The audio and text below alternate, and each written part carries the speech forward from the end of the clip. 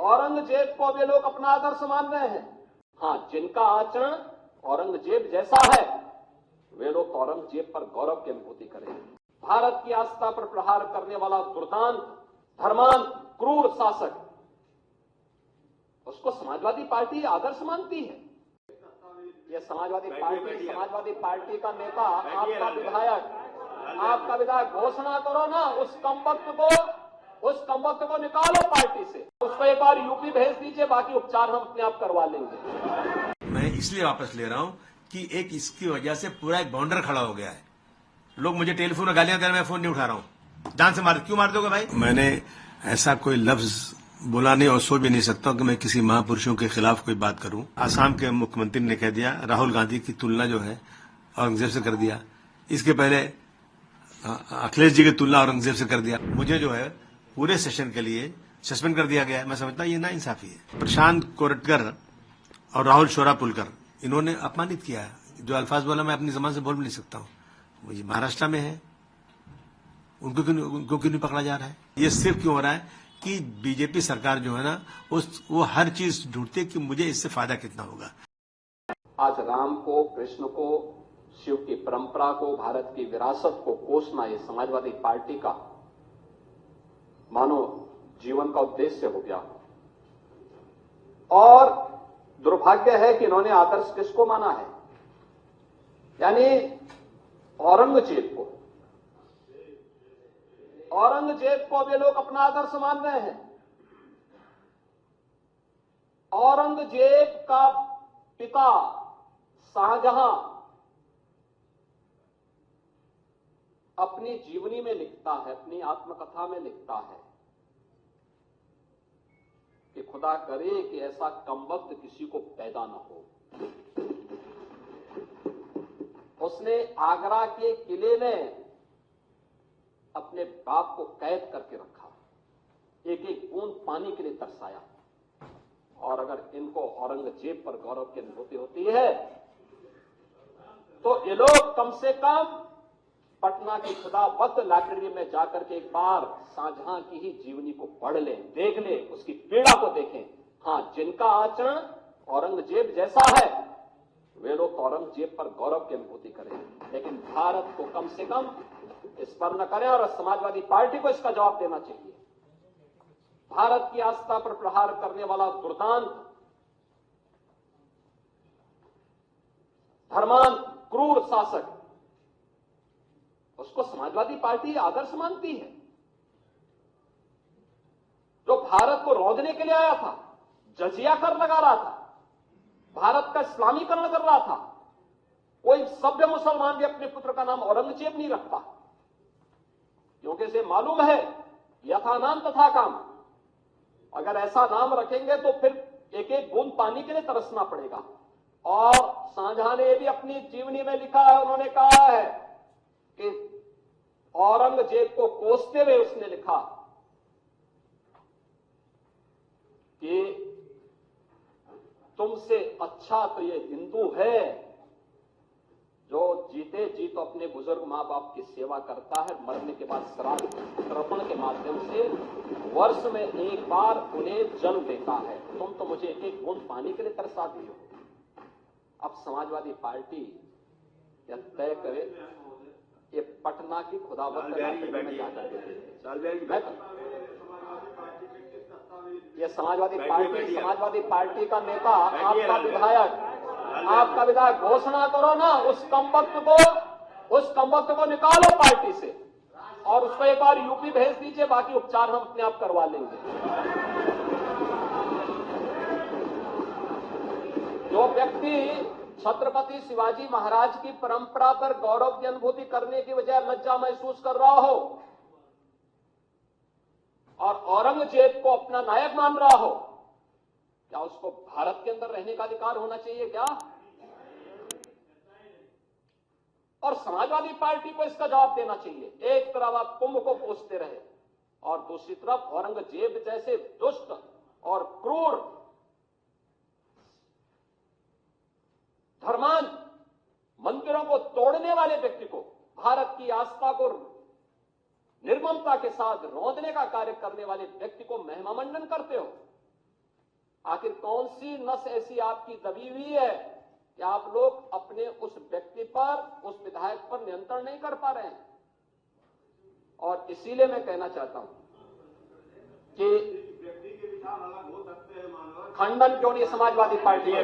Samajwadi party खंडन करे इसका। लाल बिहारी सुनिए, समाजवादी पार्टी को इसका खंडन करना चाहिए। समाजवादी पार्टी को इसका खंडन करना चाहिए और समाजवादी पार्टी को इसको बाहर निकाल देना चाहिए, बाहर, या यहां बुलवाइए सम्मेलन में। उत्तर प्रदेश तो ऐसे लोगों का उपचार करने में बहुत देरी नहीं करता है। मैंने ऐसा कोई लफ्ज बोला नहीं और सोच भी नहीं सकता कि मैं किसी महापुरुषों के खिलाफ कोई बात करूं, लेकिन अब मैं देख रहा हूं कि एक फैशन बन गया है। अभी वहां के आसाम के मुख्यमंत्री ने कह दिया, राहुल गांधी की तुलना जो है औरंगजेब से कर दिया। इसके पहले अखिलेश जी की तुलना औरंगजेब से कर दिया। मतलब क्या होता है? तो औरंगजेब के बारे में मुझसे पूछा उन्होंने कि औरंगजेब के बारे में उनका कैरेक्टर क्या। तो मैंने कहा भाई देखो, मैं तो जमाने में पैदा हुआ नहीं था, हमने तो जो हिस्टोरियन ने जो लिखा, हिस्टोरियन ने वही हम पढ़ के बोल सकते हैं। तो सतीश चंद्रा जी, अद्वी तुरुस्की, डॉक्टर राजीव दीक्षित, डॉक्टर राम पुनियानी, अवध ओझा, मीना भार्गव, ये सब लोगों के कागजात मेरे पास मौजूद, इसमें रखे हुए सारी चीजें, उनके स्टेटमेंट्स हैं। जो स्टेटमेंट्स हैं मंदिर के बारे में, जो डेवलपमेंट के बारे में, मैंने वही बोल दिया कि भारतवर्ष का उसका जीडीपी बहुत अच्छा था और जो है उन्होंने मंदिरों को दान भी दिया है, जो लिखा है इसमें। ऐसा नहीं मेरी मर्जी से, इसी तरह की स्टेटमेंट मैंने दिया और चला गया मैं। अब इससे एक बात है कि आपने महापुरुषों को अपमानित किया। इसमें अपमान कहाँ हुआ कि मैंने कैसे अपमान किया? मैं कभी जिंदगी में महापुरुषों का अपमान कर ही नहीं सकता हूं। मैं खुद ही हूं, असेंबली में कई बार मैंने खड़े होकर बोला है कि साहब जो लोग भी किसी महापुरुष का अपमान करते हैं उनको छोटा मोटा नहीं 10 साल की सजा होना चाहिए, क्योंकि फैशन बन चुका है ये अपमान करने का। तो मैंने कहा किया। अब उसके ऊपर मुझे जो है पूरे सेशन के लिए सस्पेंड कर दिया गया है। मैं समझता हूँ ये नाइंसाफी है। सर, आपने 2 लोगों का नाम भी लिया जिन्होंने छत्रपति शिवाजी महाराज के बारे में बोला। और देखिए प्रशांत कोरटकर और राहुल शोरापुलकर, इन्होंने अपमानित किया है। जो अल्फाज बोला मैं अपनी जबान से बोल भी नहीं सकता हूँ। मुझे महाराष्ट्र में है, उनको क्यों नहीं पकड़ा जा रहा है? मैंने तो जो चीजें बोला है वो ऑन रिकॉर्ड बोला है जो है, और अगर मैंने जो बोला है वो गलत है तो जिन लोगों ने लिखा है, जो आजकल भाषण करते फिरते हैं, उनसे क्या कार्रवाई हुई? उनसे आपने पूछा क्या कि आप कैसे गलत बातें बोल रहे हैं? जो सही बातें, अगर कोई गलत बात बोल रहा है तो उस पर रुकवा डालिए, उस पर केस फाइल कीजिए आप। मैंने उनकी जो हिस्टोरियन उनकी कही हुई बातों को दोहराया तो मेरे ऊपर कैसे केस हो सकता है? आपने कहा कि लीगल लड़ाई लड़ूंगा मैं, मुझे सस्पेंशन के लिए क्या कहना चाहिए? नहीं, मैं अब देखूंगा इसमें क्या रास्ता हो सकता है। नाइंसाफी अगर इसी तरह से होगी, मैं समझता हूं, देखिए ये सिर्फ क्यों हो रहा है कि बीजेपी सरकार जो है ना वो हर चीज ढूंढती है कि मुझे इससे फायदा कितना होगा। कानून सही क्या है? कुछ नहीं, हर चीज ले जाते हैं कि ये ऐसे इशू लाओ जिससे हमको फायदा हो जाए। पोलराइज करने की बात है, लेकिन सच्चाई पे चलना चाहिए। जो हिस्ट्री सही है, जो देश की जो सच्चाई है वो सामने अगर कोई बोलता है तो इस तरह से उसके साथ जुल्म जाती तो नहीं होना चाहिए। आपके समर्थन में अखिलेश यादव ने भी ट्वीट किया कि किस तरह से क्या कहना चाहिए? नहीं, बहुत सारे लोगों ने मेरे समर्थन में बात किया है कि जो सही बातें हैं, और सही बात तो समर्थन सबको करनी चाहिए। आपने सफाई दी कि जो औरंगजेब हैं वो क्रूर शासक नहीं थे, वो मेरा स्टेटमेंट में वापस मैंने जो कहा था ना, मैं इसलिए वापस ले रहा हूं कि एक इसकी वजह से पूरा एक बाउंडर खड़ा हो गया है। लोग मुझे टेलीफोन में गालियां दे रहे हैं, मैं फोन नहीं उठा रहा हूं। जान से क्यों मार दोगे भाई? और अभी स्पीकर साहब ने मुझे सस्पेंड कर दिया। तो इन चीजों को लेकर के असेंबली चले, एक छोटी सी बात के ऊपर, एक छोटे से स्टेटमेंट के ऊपर जबरदस्ती का आप जो है बाउंडर खड़ा करोगे। इसलिए मैंने कहा कि मैं अपनी सारी बात वापस लेता हूं भाई, स्टेटमेंट वापस लेता हूं। असेंबली चलना चाहिए। हमारे पास बहुत सारे इश्यूज है अपने एरिया के, लोगों को पानी नहीं मिल रहा है, सड़कें खराब है, गटर खराब है, स्कूल का प्रॉब्लम है, अस्पतालों का प्रॉब्लम है, उस पर डिस्कशन करें या इस सब पे टाइम वेस्ट करें। इसलिए मैंने अपना स्टेटमेंट वापस किया। सर, एक आखिरी सवाल, MIM की तरफ से बयान आया कि समाजवादी पार्टी बी टीम है बीजेपी, और आपको लेके भी कहा कि उनके फेवर में बोलते हैं क्या?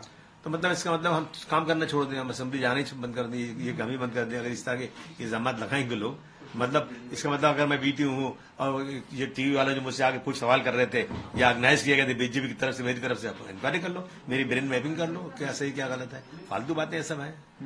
आपने कहा कि तबीयत भी खराब थी इसीलिए असेंबली नहीं गए और आज इस तरह से नहीं देखिए, असेंबली तो मैं कल तबीयत खराब फिर भी असेंबली जाता मैं, लेकिन इतना हंगामा था कि लोगों ने कहा मत आइए आप। और आज जो है जैसे असेंबली शुरू हुई वैसे सस्पेंशन का ऑर्डर आ गया। आपको धमकी दी जा रही है, केस भी हो गया आपके ऊपर। हाँ, दो केसेस भी हो गए। किस लिए केस हो गया? गलती क्या मेरी है?